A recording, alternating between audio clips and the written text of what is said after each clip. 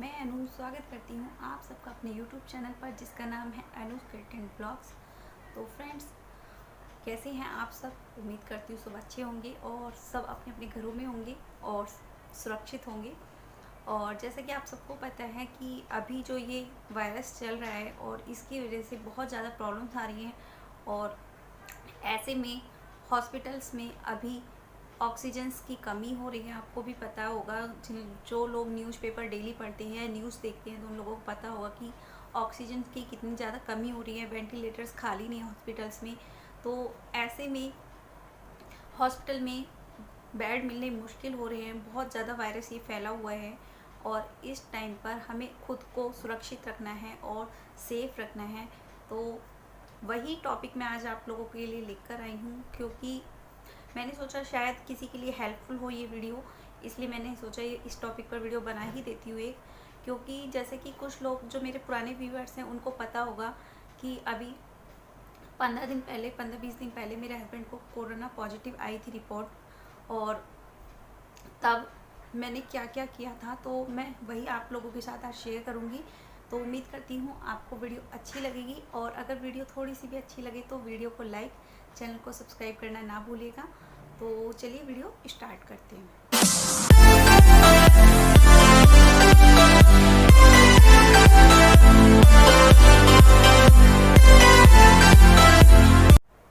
तो फ्रेंड्स, सबसे पहले मैं बताती हूँ कि मेरे हस्बैंड को आखिर हुआ क्या था और क्या क्या सिम्टम्स थे और क्या क्या सिम्टम्स नहीं थे और डॉक्टर ने क्या कहा था।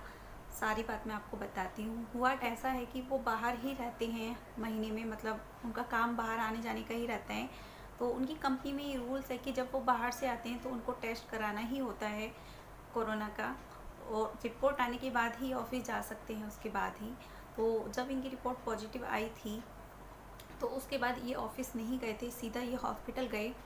और तो हॉस्पिटल जाने के बाद डॉक्टर ने इनको चेक वगैरह किया और इनको कुछ बातें पूछी कि क्या आपको खांसी है, क्या आपको जुकाम है, क्या आपको बुखार है, या आपको कोई सांस लेने में दिक्कत है, तकलीफ़ है। लेकिन इनको ऐसा कोई भी सिम्टम्स नहीं था। तो डॉक्टर ने इनको हॉस्पिटल में एडमिट करने से मना कर दिया, बोला कि आपके अंदर कोई भी ऐसा सिम्टम्स नहीं है, इसलिए आपको हॉस्पिटल में एडमिट होने की ज़रूरत नहीं है, आप घर पर ही आइसोलेट कर लीजिए अपने आप को 14 दिन के लिए। तो ये घर वापस आ गए थे और उसके बाद इन्होंने खुद को एक कमरे में बंद कर लिया था।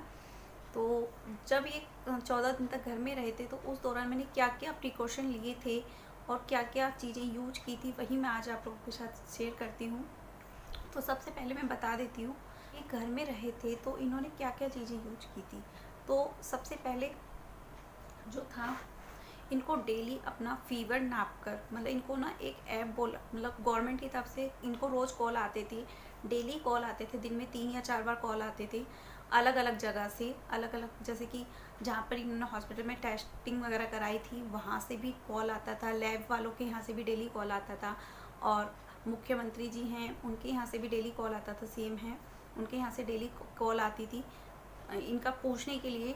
और जो यहाँ पर हमारे सरकारी हॉस्पिटल है पास में, मतलब जहाँ पर टीके वगैरह लगाए जाते हैं कोविड वगैरह के, तो वहाँ से भी डेली कॉल आती थी कि क्या प्रोग्रेस है, मतलब कोई दिक्कत तो नहीं है, मतलब आपका फ़ीवर कितना है, या फिर आपकी हार्ट बीट कितनी है, या फिर आपका बीपी कितना है।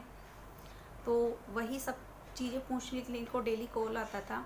तो इनको ना एक ऐप बोला गया था डाउनलोड करने के लिए अपने फ़ोन में, और उस ऐप में इनको डेली फिल करके भेजना होती थी कुछ बातें, जैसे कि आपका आज का टेम्परेचर, इस टाइम का टेम्परेचर कितना है, और इस टाइम का आपका बीपी कितना है, और इस टाइम की आपके हार्ट बीट की कितनी है, ये सब चीज़ें। तो जिसके लिए सबसे पहले इन्होंने मंगाई थी ये हार्ट बीट की मशीन, पल्स नापने की मशीन ये मंगाई थी, और इससे ये डेली नापा करते थे, क्योंकि घर में रहकर भी हमें सेफ्टी तो रखनी ही थी। तो डॉक्टर ने हमें यही सजेस्ट किया था कि आप घर पर रहिए और अपने तरीके, मतलब जो हम बता रहे हैं वही इलाज आप घर पर करिए तो ज़्यादा बेटर है। तो ये थी हार्ट बीट नापने की मशीन।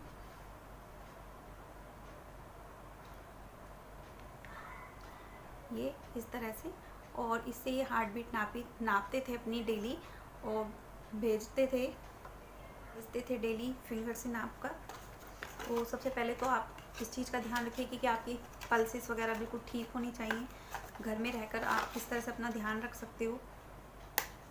तो नेक्स्ट जो थी, इनको नापने के लिए बोला गया था अपना ब्लड प्रेशर। तो ब्लड प्रेशर नापने के लिए हमने मंगाई थी ये वाली मशीन, और ये हमें मंगानी पड़ी थी क्योंकि जब डॉक्टर ने बोला था घर पे आइसोलेट रहना है, तो घर पर रहकर खुद को मतलब सब चीज़ें भेजनी थी डॉक्टर को। तो डेली कौन आता है उनके नापने के लिए, इसीलिए तो ये मंगाई थी हमने हार्ट बीट नापने के लिए मशीन। तो ये कुछ इस तरह से आई थी, और इससे हार्ट बीट वगैरह ये अपनी मतलब ब्लड प्रेशर नापते थे डेली। तो ये आपको ऑनलाइन भी मिल जाएंगी, वैसे मैंने तो लोकल मार्केट से ही परचेज़ की थी। तो आप लोग देख लीजिएगा, ये कोई ब्रांड मतलब कोई भी स्पॉन्सर वीडियो नहीं है, मैं पहले ही बोल देती हूँ आप लोगों को। तो आप सबसे पहले अपने हार्ट बीट का ध्यान रखिएगा और ब्लड प्रेशर का भी ध्यान रखिएगा।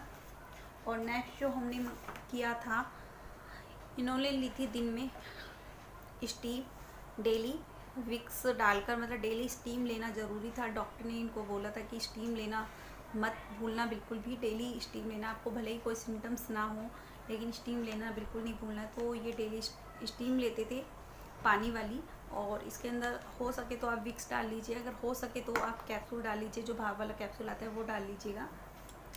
और या फिर आपको सांस लेने में बहुत ज़्यादा प्रॉब्लम हो रही है, थोड़ा सा आपको लग भी रहा है, तो आप न्यूबलाइज़र भी ले सकते हो। तो ये है न्यूबलाइज़र की मशीन, तो आप ये भी ले सकते हो न्यूबलाइज़र वाली मशीन। तो इन्होंने ये तो नहीं ली थी, लेकिन पानी वाली भाप ली थी इन्होंने। और दूसरा जो मैंने इनको दिया था वो दिया था ये काढ़ा, ये गिलोय है, और ये बहुत ज़्यादा सेहत के लिए अच्छा रहता है। तो मैंने इन्हें दिन में दिया था 3 बार ये गिलोय का जूस। और ये गिलोय का जूस मतलब दिन में 3 बार देती थी मैं इनको डेली। और अगर आपके आसपास गिलोय मिल जाती है तो आप वो और भी अच्छा है कि उसका काढ़ा आप ताज़ा बना कर दीजिए, लेकिन मैंने तो यही दिया था इनको पीने के लिए। और इसके बाद मैंने दिया था एक ये वाला था आयुष का था ये वाला काढ़ा। एक इसका भी मैंने 2 बार बना कर दी। ये भी इम्यूनिटी बूस्टर है, क्योंकि हमारी